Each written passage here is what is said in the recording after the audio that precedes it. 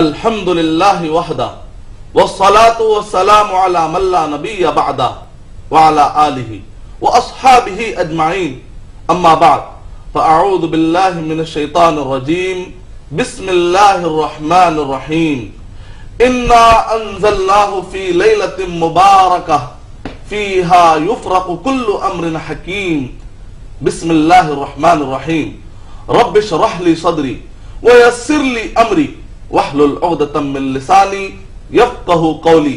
میں جناب مظہر قادری صاحب کا اور میرے سارے ناظرین کا اسلامی طریقے سے استقبال کرتا ہوں۔ السلام علیکم ورحمۃ اللہ وبرکاتہ۔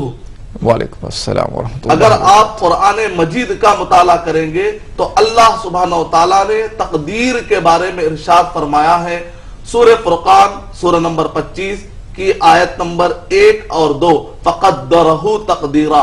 سورہ قمر سورہ نمبر 54 کی آیت نمبر 48 اور اسی طریقے سے سورہ مرسلات سورہ نمبر 77 کی آیت نمبر 23، 24 اور 25 فقدرنا فنعم القادرون، اور ہم بہترین تقدیر بنانے والے ہیں۔ سورہ اعلیٰ سورہ نمبر 87 کی آیت نمبر 3 کہ اللہ سبحانہ وتعالیٰ نے ارشاد فرمایا سبح اسم ربک الاعلی الذی خلق فسوی والذی قدر فہدی، اور اللہ سبحانہ وتعالیٰ نے سورہ دخان سورہ نمبر 44 کی آیت نمبر 3 اور 4 میں ارشاد فرماتے ہوئے کہا کہ یہ تقدیر کا فیصلہ سال میں ایک مرتبہ ہوتا ہے اور سال بھر کی تقدیر بانٹی جاتی ہے۔ سورہ دخان سورہ نمبر 44 کی آیت نمبر 3 اور 4 فیہا یفرق کل امر حکیم، بلکہ ہر دن بھی تقدیر کے فیصلے ہوتے ہیں۔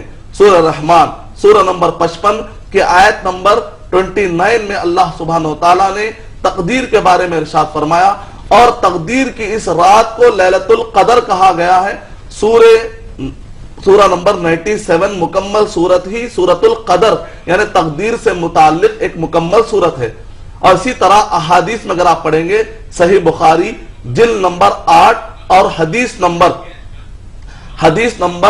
597 سے لے کر اور جلد نمبر 9 حدیث نمبر 20 تک اگر آپ احادیث پڑھیں گے تو پورے تقدیر سے متعلق ہے۔